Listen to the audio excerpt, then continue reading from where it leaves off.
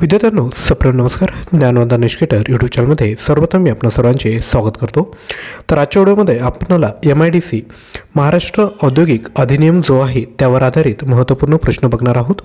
आपण जर MIDCसाठी जर फॉर्म भरला असेल तर आपल्याला माहीत असेल की MIDC औद्योगिक अधिनियम जो आहे त्यावर तुम्हाला प्रश्न विचारणार आहेत. आपण कोणत्याही पदाकरिता जर फॉर्म भरला असेल तर नक्की तुम्हाला आजच्या व्हिडिओतून फायदा होईल.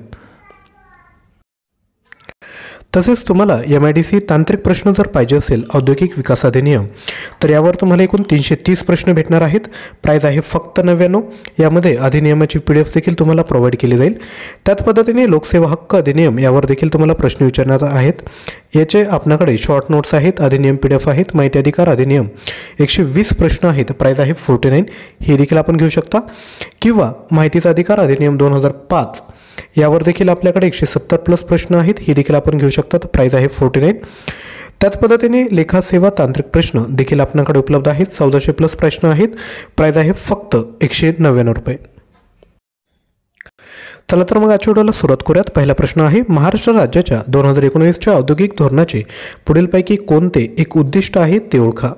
ऑप्शन आहेत, व्यवसायास पोषक वातावरण निर्माण करून औद्योगिक गुंतवणुकीला प्रोत्साहन देणे. 2. राज्यात लागणाऱ्या कच्च्या मालाची आयात विदेशातून करणे. 3. राज्यातील लघु उद्योगांना आर्थिक सहाय्य करणे. आणि 4. कुटीर उद्योगाला प्रोत्साहन देण्याकरिता प्रत्येक व्यक्तीस 50,000 रुपये अनुदान देणे. तर आपल्याला उत्तर येत असेल तर खाली कमेंट करून द्या. या प्रश्नाचं योग्य उत्तर असेल ऑप्शन क्रमांक 1, व्यवसाय पोषक वातावरण निर्माण करून औद्योगिक गुंतवणुकीला प्रोत्साहन देणे. त्यानंतर नेक्स्ट क्वेश्चन क्रमांक 2, पुढीलपैकी कोणत्या उद्योगांना महाराष्ट्र राज्याचा अर्थव्यवस्थेचा कणा असे संबोधले जाते. ऑप्शन आहे सूक्ष्म उद्योग, लघु उद्योग, मध्यम उद्योग की वरील सर्व. तर राईट आन्सर आहे ऑप्शन क्रमांक 4, वरील सर्वच. म्हणजेच सूक्ष्म उद्योग, लघु उद्योग आणि मध्यम उद्योग यांना महाराष्ट्र राज्याच्या अर्थव्यवस्थेचा कणा असे संबोधले जाते.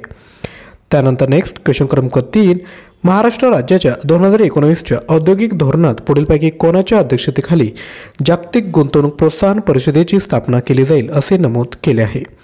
ऑप्शन आहेत राज्यपाल, अर्थमंत्री, मुख्यमंत्री की उद्योगमंत्री.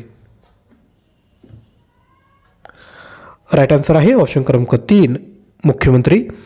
त्यानंतर नेक्स्ट क्वेश्चन क्रमांक 4, महाराष्ट्र औद्योगिक विकास अधिनियम 1969 मधील कोणत्या कलमात शंका व अडचणी दूर करण्याचा अधिकार या विषयाची तरतूद करण्यात आली आहे. राईट आन्सर आहे ऑप्शन क्रमांक 2, कलम 68 मध्ये करण्यात आले आहे. नेक्स्ट क्वेश्चन क्रमांक 5, महामंडळाचे सर्व सदस्य, अधिकारी व कर्मचारी 61व्या अधिनियमातील तरतुदीनुसार ते काम करीत असतील तेव्हा भारतीय दंड संहितामधील कोणत्या कलमानुसार ते लोकसेवक आहेत असे समजले जाईल. राईट आन्सर आहे ऑप्शन क्रमांक 1, कलम 21. त्यानंतर नेक्स्ट क्वेश्चन क्रमांक 6, महाराष्ट्र औद्योगिक विकास अधिनियम 1961 मधील कोणत्या कलमात विनियमाद्वारे विहित करावयाची किंवा विहित करता येईल अशी इतर कोणतीही गोष्ट नमूद करण्यात आली आहे. राईट आन्सर आहे ऑप्शन क्रमांक 2, कलम 64 ग.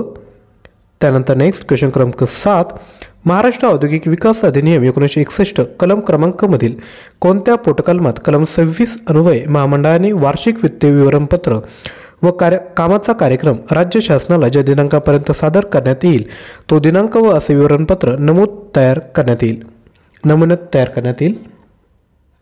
राईट आन्सर आहे ऑप्शन क्रमांक 1, पोट कलम ई. त्यानंतर नेक्स्ट क्वेश्चन क्रमांक 8, महाराष्ट्र औद्योगिक विकास अधिनियम 1961 मधील कोणत्या कलमात कंपनी या संज्ञेचा अर्थ कोणतेही निगम, निकाय असा आहे व तीत भागीदारी संस्थेचा किंवा व्यक्तींच्या इतर संघाचा समावेश होतो. राईट आन्सर आहे ऑप्शन क्रमांक 2, कलम 61 अ. नेक्स्ट क्वेश्चन क्रमांक 9, महाराष्ट्र औद्योगिक विकास अधिनियम 1961 मधील पुढीलपैकी कोणत्या कलमात अपराध आपसात मिटवण्यात आल्यानंतर अपराध्यास ती अधिक अभिरक्षित असेल तर सोडून देण्यात येईल आणि मिटवण्यात आलेल्या अपराधाच्या बाबतीत त्याच्या विरुद्ध पुढील कोणतीही कारवाई करता येणार नाही अशी तरतूद आहे. राईट आन्सर आहे ऑप्शन क्रमांक 3, कलम 62. त्यानंतर नेक्स्ट क्वेश्चन क्रमांक 10, महाराष्ट्र औद्योगिक विकास अधिनियम 1961 मधील तरतूद केल्याप्रमाणे पुढीलपैकी कोणत्या कलमात महामंडळांमध्ये निहित असलेली सर्व मालमत्ता ही निष्प्रभावित असण्याच्या मुदतीत राज्य शासनामध्ये निहित होईल अशी तरतूद आहे.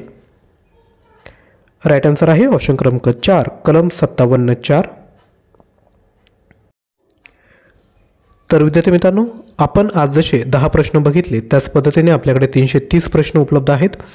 लक्षात घ्या, जर तुम्हाला एक्झाममध्ये जर चांगल्या पद्धतीने मार्क्स मिळवायचे असेल तर हे प्रश्न परचेस करा आणि तयारी करा. परचेस करण्याकरिता आपण 93 56 25 60 यावर व्हॉट्सअप करू शकतात.